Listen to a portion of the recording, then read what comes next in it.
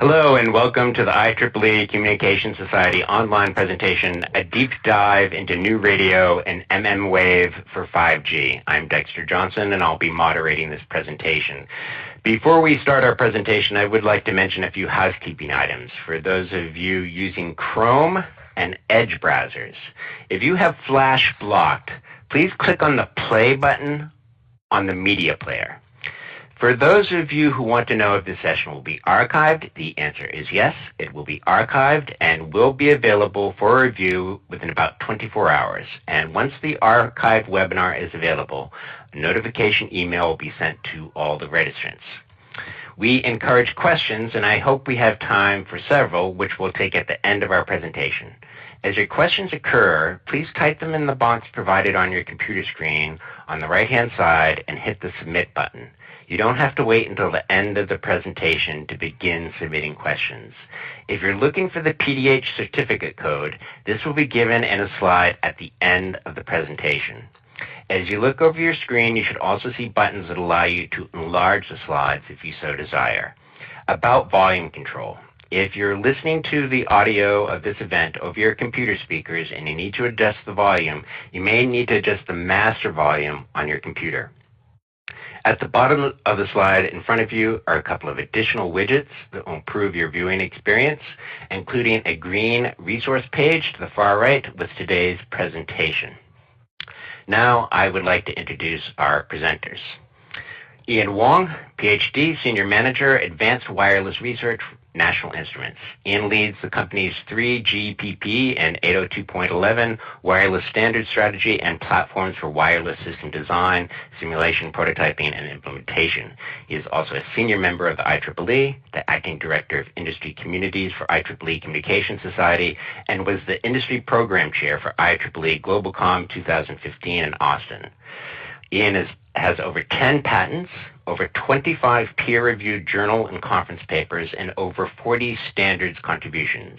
He received the MS and PhD degrees in electrical engineering from the University of Texas at Austin in 2004 and 2007, and a BS degree in electronics and communications engineering from the University of the Philippines in 2000. With us today also is Sarah Yus, SDR Product Marketing Manager for National Instruments. Sarah is a product marketing manager at National Instruments for the software-defined radio team. She started her time at NI working as an applications engineering where she focused on NI's RF product line. She then spent time working as the test engineer for ETIS Research, creating manufacturing test code for a large variety of USRPs. Prior to her time at NI, Sarah worked as a system test engineer at Raytheon, working on aircraft radar systems.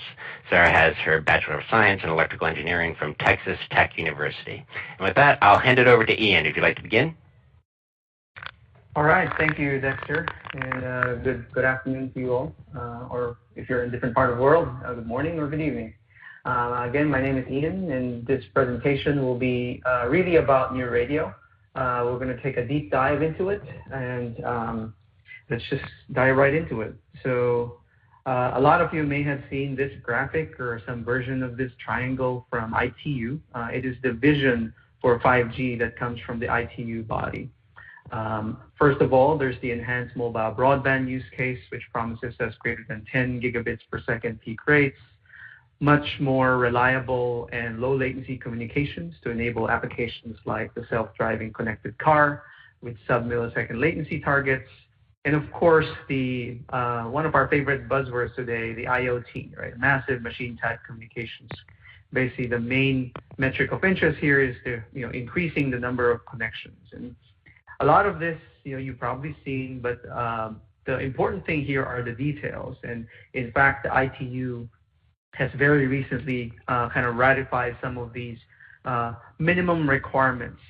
So ITU does this, to kind of inform different standards bodies that want to submit a particular standard to conform to 5G.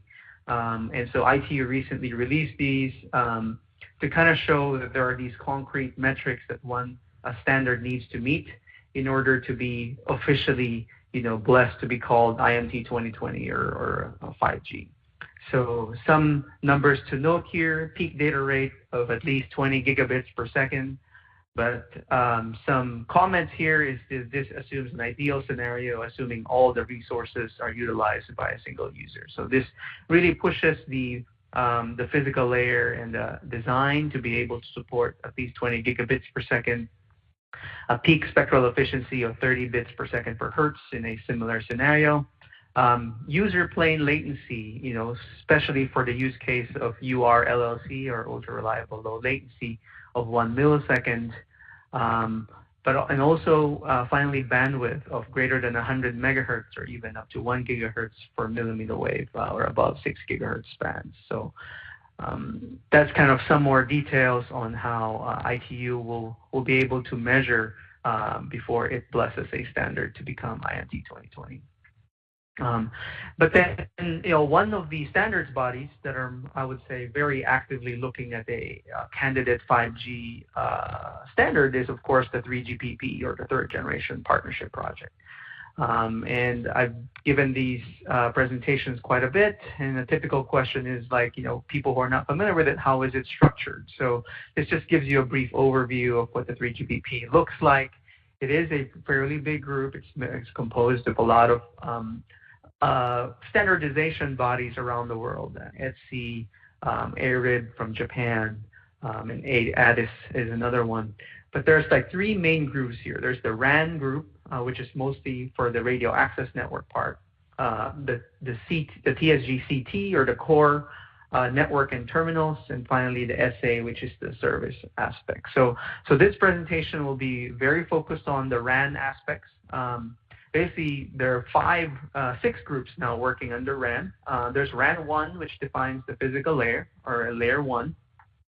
RAN 2, which defines really the MAC layer and above L2, or kind of the L2 parts, MAC, RLC, PDCP. And RAN 4 defines really the RF and baseband performance. And this presentation will really be focused a lot more on these 3 RAN groups.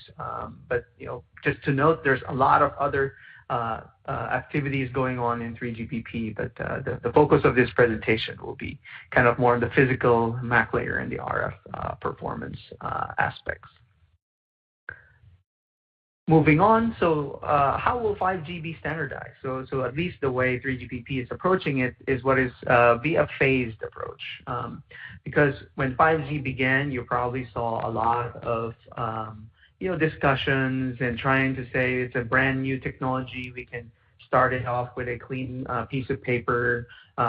There's lots of bold ideas that came about, but to fulfill the practicality of a standardization timeline, where a lot of carriers wants to deploy by 2020, it has been broken down into 2 phases. So each phase will really comprise of several study items and work items.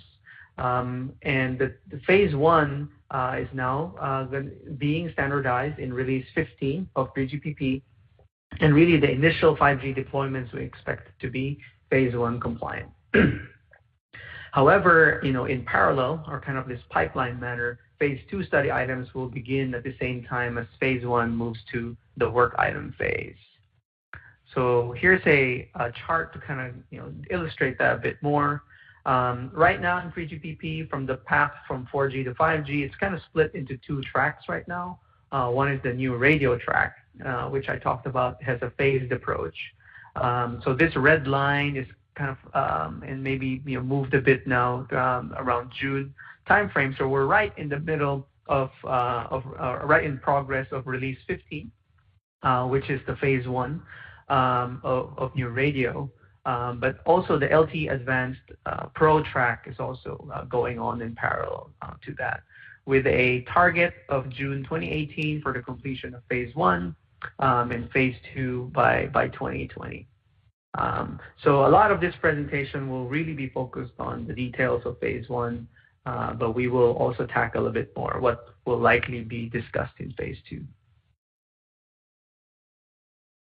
So in March of this year, something significant happened in 3GPP, and some of you may have heard of it. Is really the standards body agreed to a much more aggressive timeline, which is good and bad, right? It's good in that it allows the a marketplace to experience this great new technology a lot earlier.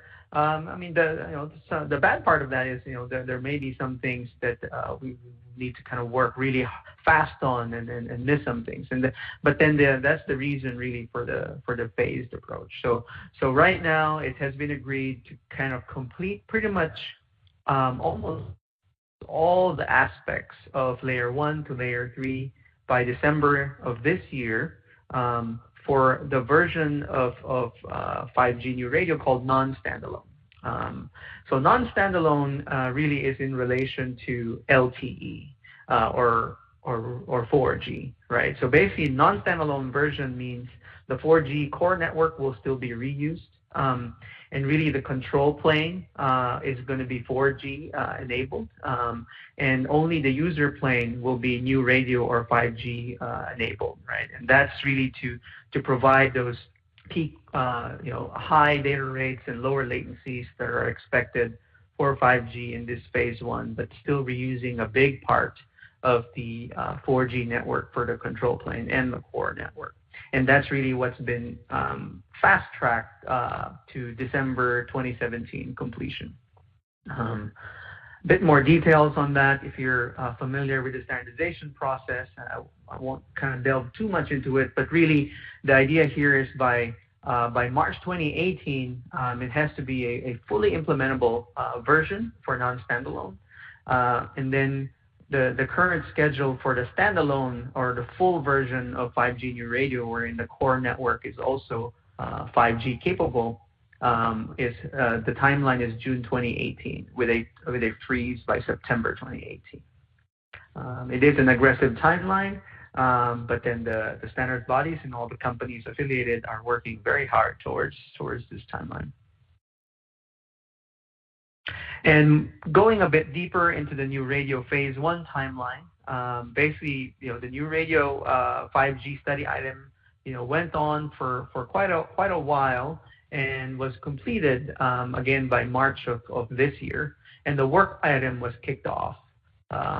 So basically, the stage 3 completion by the end of this year, as I mentioned, for non-standalone, and then finally stage 3 completion for the full standalone by middle of 2018. And then the full kind of freeze will happen by Q3 of 2018 for release 15. And of course, in parallel to that, the study item for phase 2 will also commence.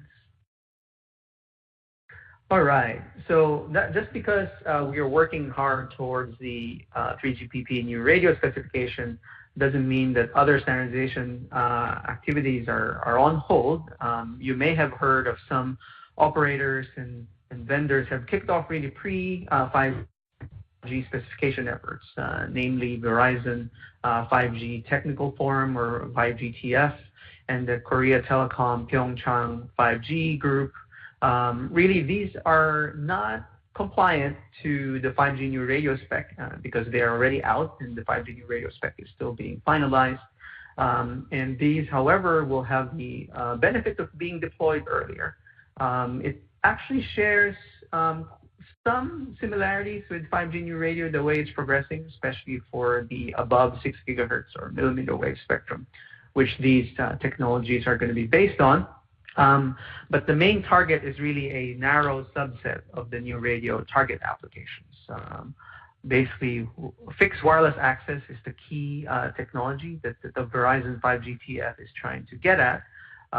So an example of that, is an access point maybe off to a pole or to a tall building, beaming internet access to to the home, really as a last mile fiber connectivity potential replacement for these carriers. There's limited support for mobility right now. The main user equipment or mobile terminal really here are what is called a CPE or consumer premise equipment or a set-top box. That you could either mount outside, on a rooftop or maybe inside near a window. And really, again, it's really to connect the last mile. So, as far as like where carriers are today, I mean, you probably have heard of a lot of news releases here and there, or people trying out 5G here and there. It just goes to show that we've moved on from just pure speculation and hype to actual trials that people, a lot of carriers are kind of pursuing right now. And if you can see here from a survey by the TIA in 2017, 32% of global operators have now started testing 5G. And 26% have said they're going to do it either later this year or next year, which kind of more than 50% of all operators around the world have plans to test 5G technology before the end of 2018, which kind of gives you an idea of how aggressive some of these carriers are in pursuing their upgrades to their network. All right, that being said, I want to transition into a bit more about millimeter wave in new radio. I mentioned that a little bit in how it's being standardized for these, especially for these pre-5G and 5G specs. And this is just a brief overview of why millimeter wave is so exciting for 5G. And really, and I would like to start with really where FCC, which is a regulatory body for the United States. This is, a lot of you may know, and it's pretty impressive on what the FCC has done in terms of jumping into this 5G regulatory environment with open arms. Basically, they've opened up a lot of spectrum, right? Like 3.8 gigahertz of spectrum. That's really 6 times all of the commercial spectrum that FCC has ever authorized, and that gives you the order of magnitude of the amount of spectrum that's being opened up. Although a lot of it is, the bulk of it is on the unlicensed, 64 to 71, which is good, but quite a number of it is for licensed use, 28 gigahertz band to 37, 39 gigahertz bands. But further, notice of proposed rulemaking is even more spectrum is going to be potentially opened up for use for mobile, which is amazing, especially given how valuable and how scarce spectrum below 6 gigahertz is today. And just to give you a latest update, China has also proposed some of their 5G mobile frequencies already, and the focus will be on the 24 to 27 gigahertz band and the 37 to 42 gigahertz band. So, which of course, China being such a big, second biggest economy in the world and big market for telecom, this is going to be an important development for equipment manufacturers and the entire mobile ecosystem. And moving on to millimeter wave and why it's interesting. I mean, first of all, obviously the large bandwidth afforded and the ability to push through tons of throughput, and also the lower latency that can be afforded because of those wide bandwidths. However, we have to deal with, of course, the increased free space path loss because of the higher carrier frequency. It also is going to attenuate your electromagnetic signal a lot more than the low frequencies. And as this table shows, depending on distance, you can see the different path loss, but it's about 40 dB difference, between something at 850 megahertz versus 76 gigahertz. So how does one kind of overcome that technology hurdle, or the hurdle of physics? And one way to do that is what is called antenna arrays. So just to give you some perspective, given a fixed area, let's say of L squared, at 3.5 gigahertz, maybe you can fit 4 antennas. But at 28 gigahertz, for that same area, you can actually fit 256 antennas. But even higher, so 94 gigahertz, you can actually fit a mind-boggling number of over 2,900 antennas. And basically, what this slide shows us is, although the carrier frequencies are a lot higher, because the wavelengths are a lot smaller, it allows us to be able to pack a lot more antennas in a smaller form factor as well, which, with the combination of this with beamforming technologies, can actually overcome the path loss difference of below 6 gigahertz frequencies with millimeter wave frequencies. And there are several ways to beamform. And one of the more classical ways of doing it is what is called analog beamforming, right? Think about it as all of those different antenna elements being connected to analog or RF phase shifters, and by changing the phase of these phase shifters, you can basically point beams at a particular direction, or make sure that a null is at a different direction to kind of steer your electromagnetic beam here. But all of those antenna elements are then connected to just a single RF chain. So the analog beamforming is a pretty good technology, suitable especially for the really, really high frequency, high bandwidth kind of technologies, because in those cases, RF chains and the ADCs especially are pretty power hungry. So maybe you have one single chain, but then connected to a lot of antennas where you steer the beam, using analog phase shifters. Another technology, which is called digital beamforming. Sorry about that. It's called digital beamforming, and really in this case, the RF chains are individually connected to the antennas directly. So each antenna is connected to an independent RF chain, which allows us to have full degrees of freedom in doing our beamforming. And this has been called conventional MIMO, or you may have heard of the term massive MIMO.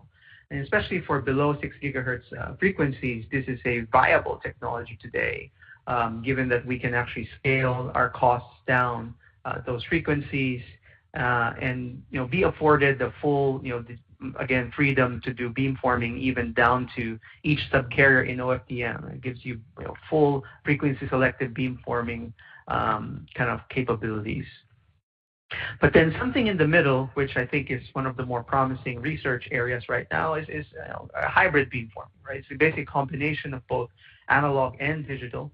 And it's a prime candidate really for the frequencies, let's say in the 24 to 40 gigahertz range, wherein you also have multiple RF chains, but not as many as massive MIMO, right? Not 128, but maybe 4 or 8 RF chains connected to a lot of antennas through a RF precoding and RF combining network. Right? This can be a network of either switches or combiners and phase shifters that can combine the power of digital precoding for albeit a fewer number of streams, but then with analog beamforming, so that we can not be overly power or increase the power consumption tremendously that it won't be practical. So this is an active area of research, and it's one of the most promising technologies to make frequencies between, let's say, 24 to 40 gigahertz come to life. And an illustration of hybrid beamforming is really this picture captures it pretty well. You can see the figure on the left. The blue beams are what you can probably achieve with just the analog beamforming, right? With the phase shifters in your or analog phase shifters connected to your antennas, and then once you kind of point to a general direction given that analog beam, you can then use digital beamforming to be even more precise, to kind of steer the right nulls to the right users, and or point the best signal energy to the desired user. So that is a quick rundown of millimeter wave in 5G and what's being kind of considered. Now I'd like to transition into really doing a deeper dive into how the numerology and waveforms in 5G will look like for phase 1. And a question I get asked a lot is, what's really the difference between 5G and LTE? I mean, LTE is already pretty good. And so what do we expect 5G to really bring to the table? And so at least for new radio phase 1, here's a short summary table of what the differences will be with respect to 4G. So first of all, frequency of operation, even LTE is really focused on below 6 gigahertz bands. New radio phase 1 will focus all the way up to 52.6, really, to be precise, as far as the frequency of operation in phase 1. Phase 2 could expand that even further, but obviously the addition of above 6 gigahertz band is a very new development for 5G. Bandwidth is also scaled a lot higher. So for new radio phase 1, a maximum bandwidth of up to 100 megahertz is being considered below 6 gigahertz, and even through carrier aggregation can even be higher than that, up to 400 megahertz, but then up to 1 gigahertz bandwidths in the above 6 gigahertz bands. I talked about carrier aggregation a little bit, which is kind of combining carriers to further increase the bandwidth to a particular UE or user equipment.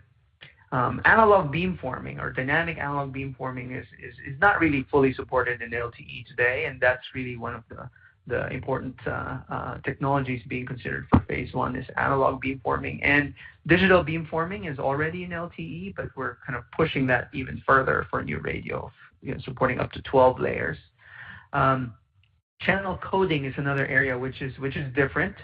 So LTE and before also 3G technologies used turbo coding for the data channel and convolutional for control.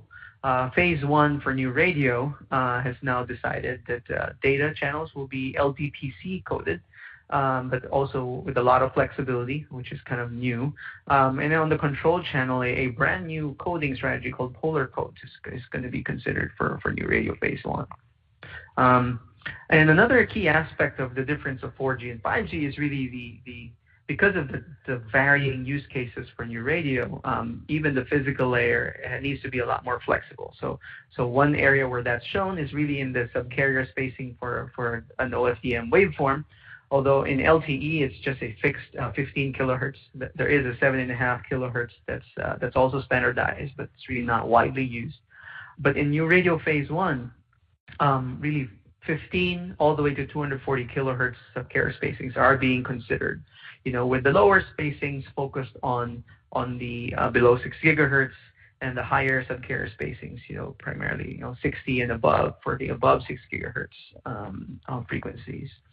And this concept of a self-contained subframe, which really means in one kind of time unit, you can actually have downlink and uplink and control and data all together. And in phase 1, that's kind of one of the techniques to really lower the latency, wherein you could actually technically be able to acknowledge a packet sent to you in the same subframe. And as far as spectral efficiency and spectrum occupancy, LTE really is using just 90% of channel bandwidth. So a 20 megahertz LTE channel, only 18 megahertz is really being used by the real signal. So in new radio, there are proposals to really push that way higher, up to 98% of the bandwidth to further improve utilization of the spectrum. That's very valuable. All right, so that gives you a brief overview of it. I'm now going to talk a little bit more about the different aspects of new radio. But before I do that, some terminology.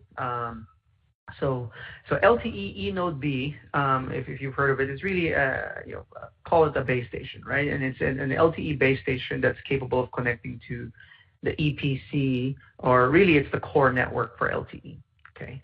When you put a small e in front of it, LTE node B, that's really evolving the base station so that it can also connect to a 5G core network, right? A G node B or GNB is really the equivalent of the E node B in LTE to the 5G new radio spec. So when I say G node B, that's really a 5G base station. And just the term NG is really the interface between the next gen core and the G node B. So just as a lot of acronyms are being thrown around, I want to make sure that you understand as I go along. So we talked about phase 1 and phase 2. So diving a bit deeper on what that really means. Phase 1, the focus is really on a non-standalone deployment with LTE node B really as the master. And a secondary cell non-standalone operation of the new radio G node B is now going to be connected to the EPC, but only for the user plane. And the control plane is actually going to go through the LTE base station. An evolution beyond phase 1 is really to say, okay, what if we already add the next gen core to it?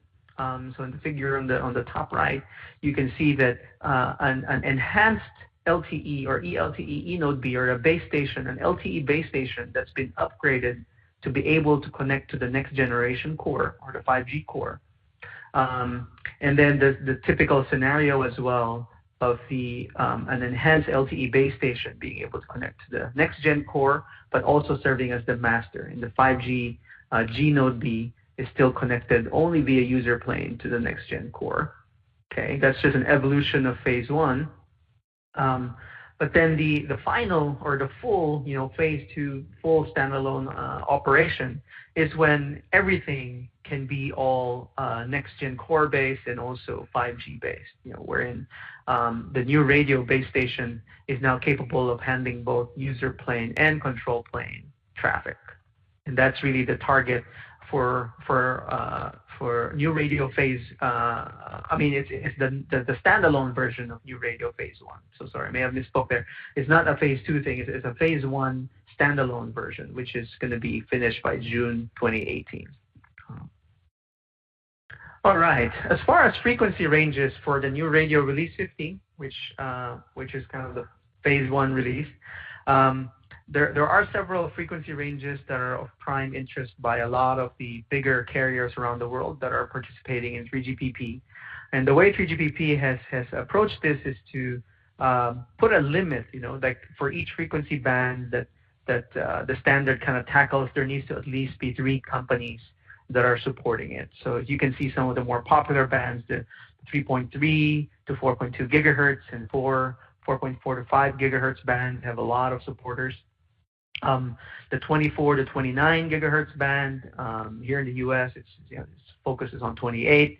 In China and in Europe, it's a bit on the lower end of 24 to 27. There's a lot of support for that as well, and also the lower 30 gigahertz, 31 to 33 gigahertz. A lot of British, and European carriers are supporting that.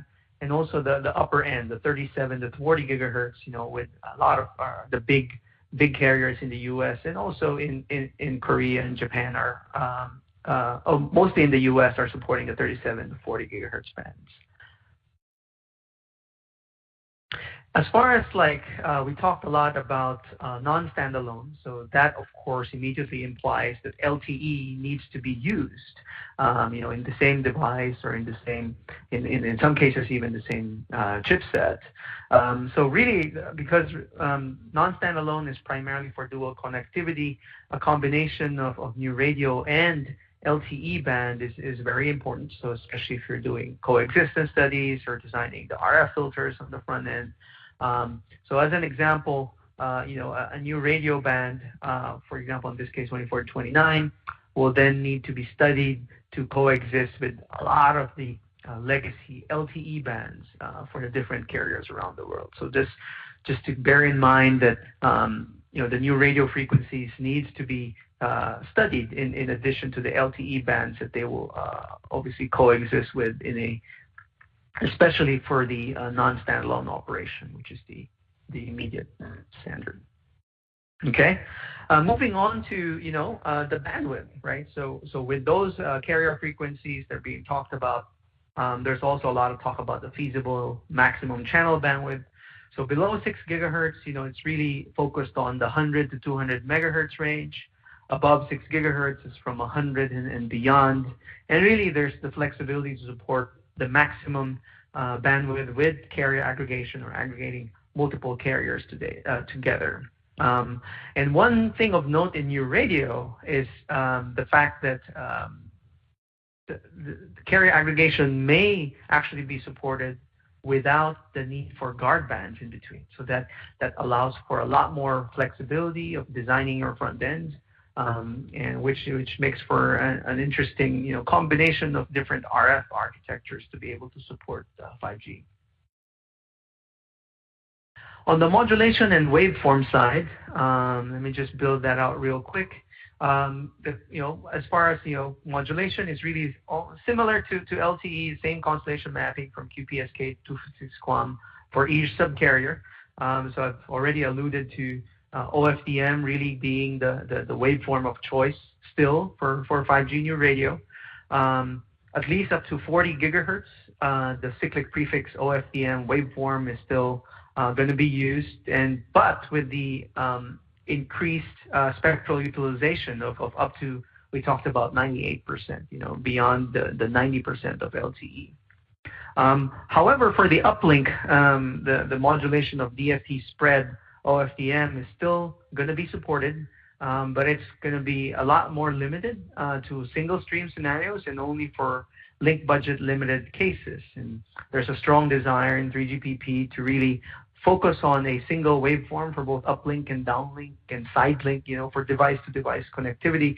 So the desire is really to have OFDM all around, but then, DFT spread OFDM, or also called SCFDMA and LTE, is still retained for the link budget challenge scenarios. However, both of these need to be implemented for mobile terminals for it to be fully 5G compatible. Okay. As far as numerology concerned, what is numerology? It's really, once you choose OFDM as a waveform, there's a lot of options on subcarrier spacing, symbol duration, etc. So really in your radio, the different numerologies are really formed by scaling a basic subcarrier spacing by a power of 2. So right now the decision is 15 kilohertz is the baseline subcarrier spacing, and power of 2 from that is what are the different subcarrier spacings for new radio. And there is a premise here that the numerology should be selected independently of frequency band.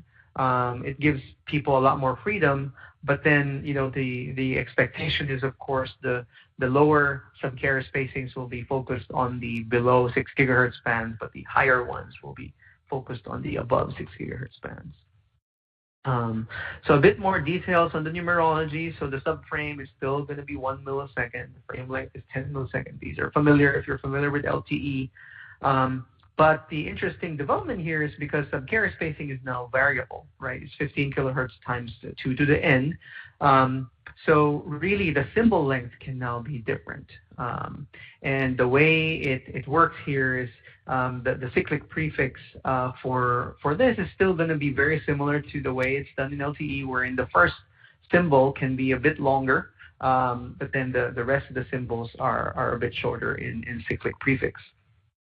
And also the concept of an extended cyclic prefix will still be supported in your radio.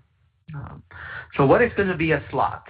So the slot now, although in LTE it's actually a fixed duration of half a millisecond is a slot in LTE. A slot in your radio is a bit different. Now the definition of a slot is based on the number of OFDM symbols. And because an OFDM symbol can vary in length, the length of a slot can also vary now. So a slot can contain either all downlink or all uplink, or at least one downlink and one uplink part. So kind of alluding back to the self-contained subframe concept.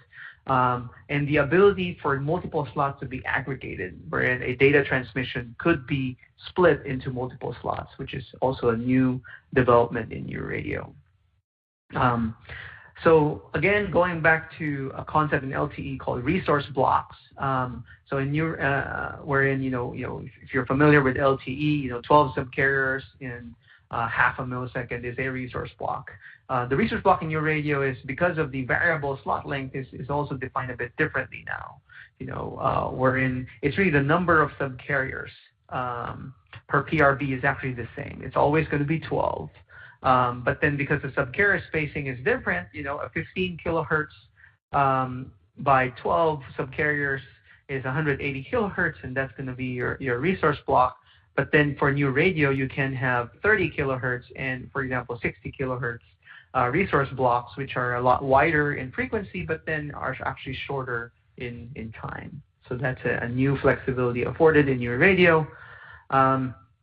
On the subcarrier spacing part, I've already talked quite a bit of this, so I can skip through this slide in the interest of time. But basically, at the end of the day, below 6 gigahertz, maybe up to 60 kilohertz is going to be considered.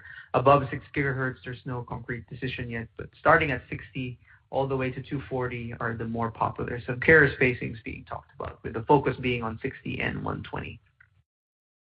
All right. Moving on to a bit more about the flexibility of new radio.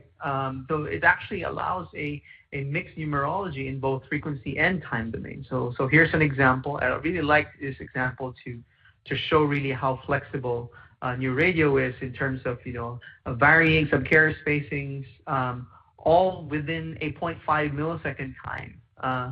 Wherein, downlink and uplink can be together, but both downlink and uplink can actually have varying subcarrier spacings and symbol lengths. And although this gives a lot of freedom into designing, the right trade-offs for the physical layer and the MAC layer for all these different use cases, one thing to consider is really the complexity of testing all of this, all these combinations. And so the desire is still, for the flexibility to be in the spec, but then the practicality of it is to focus on a couple of, quote-unquote profiles for, let's say, enhanced mobile broadband or the ultra-reliable low latency to have kind of common or most likely combinations of these to be able to simplify implementation and testing. Okay.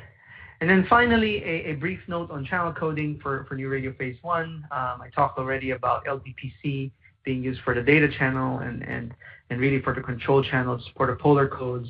The bottom line, though, is, again, flexibility, right? We need to be able to support a lot of different block sizes for LDPC, just like the way it's done in LTE for turbo, which is an interesting research and architecture issue to be solved for LDPC coding, and also to use polar codes for the control channel, which is, again, a brand new area for 5G.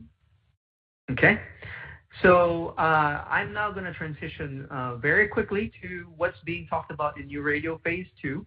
And, just to give you an idea on what's being talked about, apart from, of course, all the basics for phase 1, phase 2 will now start talking about really the access to unlicensed spectrum. So you've probably heard of the concept of LTE-U or LAA, license-assisted access in LTE technologies. So, of course, similarly, 3GPP also wants to continue to build upon that technology to be able to have access to the unlicensed spectrum, especially if you look at the amount of unlicensed spectrum available above 6 gigahertz, in the 64 to 71 gigahertz range. It's definitely a very nice area for the radio access technology to use.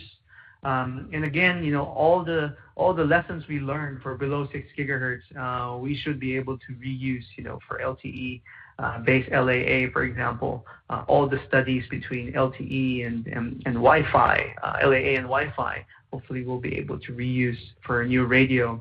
And also, of course, there will be new challenges that will come about.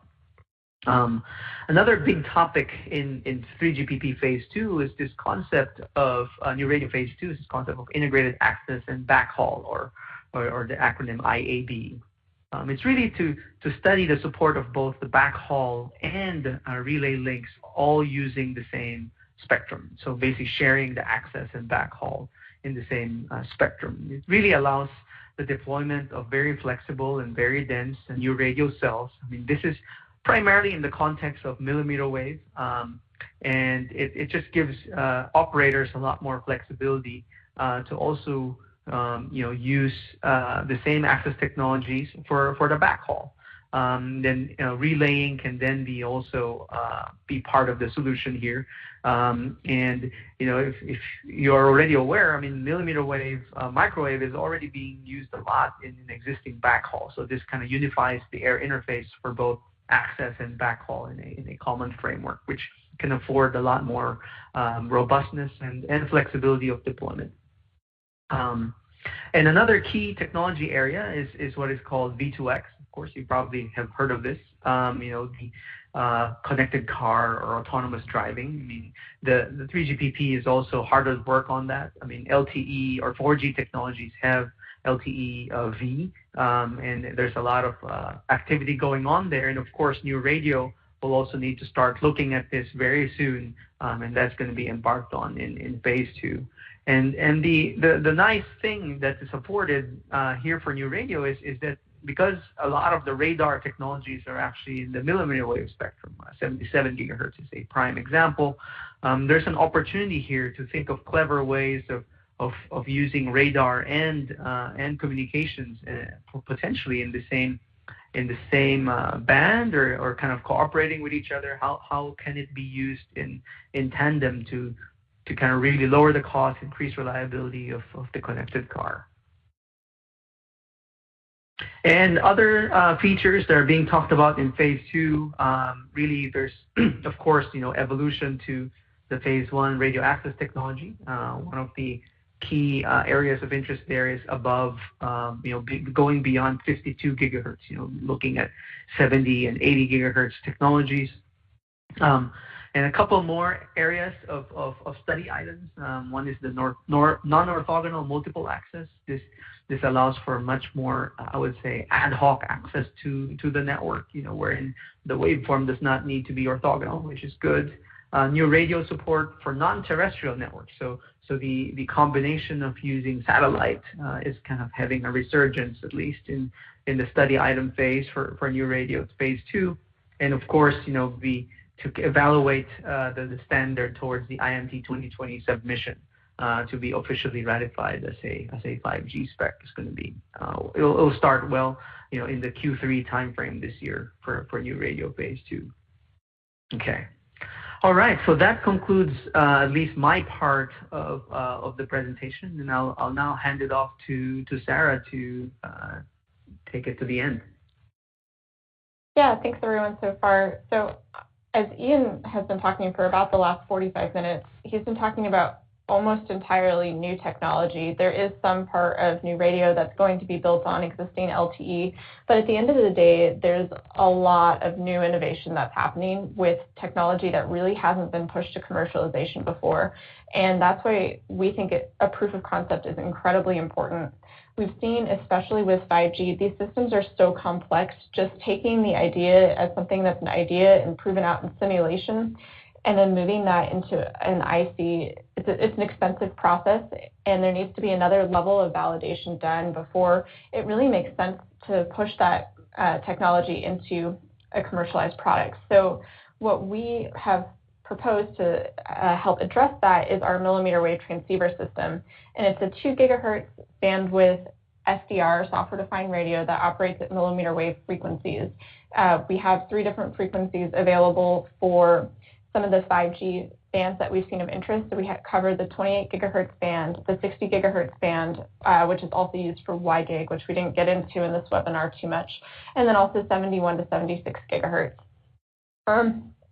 Excuse me. And this platform can scale to do SISO, it can do MIMO as well. And by adding on FPGAs, we're actually able to do all of the processing in real time to make a complete over-the-air link for prototyping these 5G systems. So we have kind of 2 different areas where we've mapped out IP that we've been using to follow new radios. So we have a phase 1 version, which is using kind of this first subset of values. I'm not going to read them all off to you, but it follows what Ian mentioned in the first part. We started off with the Verizon specification and built off of that simply because it was released first. And then as we've been getting more information about new radio and what it's going to look like, we've taken our IP and we've been working on implementing those specifications into ours. And at the end of the day, what makes this so good is it's actually flexible, and so you're able to go back and forth between Verizon and make tweaks and go and look at the new radio standard as well by making different adjustments as necessary. And just to give you guys a little bit of a picture of what this looks like, this is a setup of our lab where we're using the 28 gigahertz version. We're running with those 8 100 megahertz subcarriers spaced at 75 kilohertz apart, and we're doing multi-user MIMO. So we actually have 2 antennas on the base station talking to different UEs, and we're doing video streaming. And I think one of the most important pieces of 5G technology for millimeter wave that is completely new from 4G is this concept of using phased array antennas for communications and doing hybrid beamforming. And so we have a partner called Anokiwave that actually makes a phased array antenna that's designed to connect up to our millimeter wave transceiver system. We can then use this antenna in combination with digital control from one of our FPGA boards to implement that beam steering and beam tracking. And so the algorithms for this haven't exactly been set in standards yet, but what we can give is an overall system that's capable of prototyping this to really help advance that research and give people the confidence that they need going into standardization and knowing that their ideas are going to work. And I know we only touched on it briefly, but we do have a solution for what we're seeing coming out in phase 2 as well. So we have those 73 gigahertz radios to get up into the above 52 gigahertz frequency range, and we have a reference design based off of a single carrier physical layer to kind of map out what we're seeing there. So no matter what phase of the research that you're looking at, we have a solution for that. And this is kind of a block diagram of how we've implemented our single carrier, where we're really splitting things up between using a host processor and FPGAs in order to get all of the real-time signal processing. And kind of just one final proof case about this system and how it's really been able to advance and show some truly state-of-the-art promise for 5G technology as we've worked with Nokia on this. And the single carrier physical layer that we have is based off of the specifications that they are submitting to the 3GPP. And so we took this and we had 1 gigahertz of bandwidth, and they were able to show in some of the first over-the-air tests for 5G systems that it's really a viable technology. And in about a year and a half worth of time, they were able, just by adding things like MIMO and looking at really succinctly updating their physical layer for the most optimal ways possible, they were able to take and get a peak rate of over 14.5 gigabits per second of throughput. And if you just think about what you have on your cell phone today, this is a huge, huge amount of data. So it provides us with some fantastic starting points and proofs of concept that can show that millimeter wave is going to be a viable technology, and it's not just something that people are talking about anymore. And so with that, I'll put up the conclusion slide and we can open it up to questions. But I think just to summarize, we're really on a fast track here to complete the new radio standard. As Ian mentioned, the 3GPP has pushed up that the date for phase 1, and they're really prioritizing the non-standalone completion. There's a couple key features for the new radio phase 1 with the flexible OFDM. It's going to have a much higher bandwidth and lower latency, and we're looking to implement a combination of millimeter wave and MIMO, and most likely that'll be accomplished by using techniques like hybrid beamforming.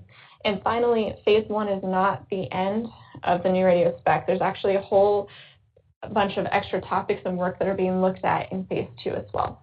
And so with that, I'll go ahead and move to the last slide and just open it up for questions. Okay, great. Ian, are you still with us? Yes, I'm still here.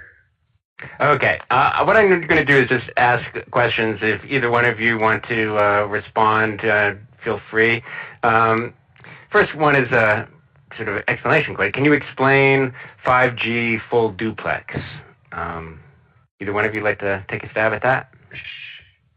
Sure. So in 5G, in the early, I guess, standardization phase, there is this concept of flexible duplexing, which includes full duplex technology, which is transmitting and receiving at the same time in the same frequency. That has been not a high priority for the standardization to focus on right now, at least for phase 1. But it is still deemed as a promising technology, as shown by a lot of technology demonstrations around the world, including at NI. We've shown that it works. It's a promising technology. But as of now, full duplex is still at least not being standardized. But then that could change in the following phases for 5G. Okay, great. Let's move on to another question.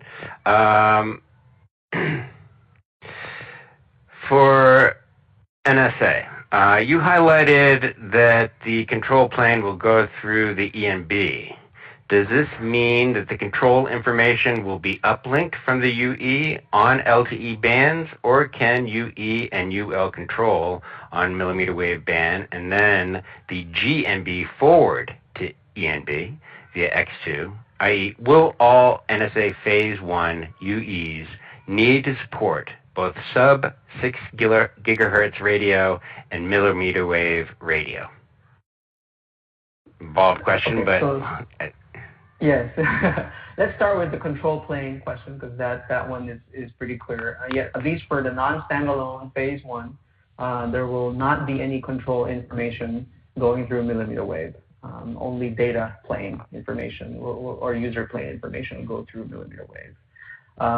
As far as like, will all NSA phase one UEs need to support sub-6 gigahertz and millimeter wave? I think it's a bit more nuanced. If you want to support millimeter wave as the data access, then yes, of course, you need to both do LTE and the millimeter wave band. But if you're only doing a 5G new radio sub-6 gigahertz radio, which is also supported in the spec, I mean, it's not mandated that you need to support 28 or 39 gigahertz. So in that case, then as long as you have an LTE for the control plane and maybe a new radio sub-6 gigahertz on the user plane, then you can be an NSA phase one UE. Okay, great. Another question, is having a larger subcarrier spacing essential at higher frequencies? Wouldn't 15 kilohertz spacing work at millimeter wave? That's a great question. I think it is essential for practical implementation and performance reasons. So the one of the issues with OFDM waveform is very sensitive to ICI or intercarrier interference, and because phase noise is going to be a lot higher at those higher frequencies, and the oscillators will be, I would say, it will be harder to achieve the quality with lower power consumption at the higher frequency. So a wider subcarrier spacing, overall just helps more implementation, power concerns, because that way you don't get to suffer too much from the ICI and then also phase noise at the higher frequency. So it is essential. It's basically a lot of the discussions have been focused on 60 kilohertz as a starting point.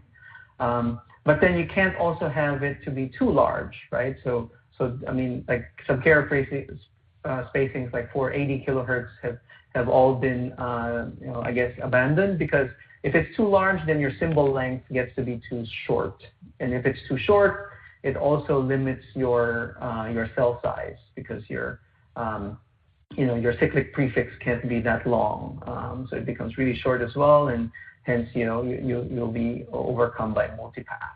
So I would say there's a sweet spot, and the sweet spot is somewhere between 60 and 240 kilohertz per millimeter wave. Okay, great. I think we have time for maybe one or two more questions. One here is, how long is a subframe in NR phase? Oh yeah, I had that actually in one of the slides. Maybe it's still 1 millisecond. So a subframe, at least the way it's defined, is still a 1 millisecond time. The interesting thing is a slot now is going to be variable in length. It's more of a terminology thing. Okay, let's take one more question, and then we'll wrap it up. What is the control plane and user plane for 5G? So I would take that as maybe it's not a new concept. It's also in LTE and the kind of lower I would say generations of cellular technology. So really at the end of the day, the control plane is where the network can send a lot of the parameters wherein the modem has to work in, and the user plane, as defined, is really where the actual data transmission happens. So it's really, one is for controlling the parameters of the modem, and the other one is for really the data to flow. Okay, great. Mm-hmm. We'll wrap it up there. Ladies and gentlemen, we are now out of time. As I indicated earlier, the session will be archived in about 24 hours. And once the archived webinar is available, a notification email will be sent to all the registrants. I'd like to thank our presenters for making this such an informative hour, our sponsor, and thank you, our audience, for participating in today's session. We hope you found today's event valuable and will return for future IEEE Communication Society webcasts. Thank you.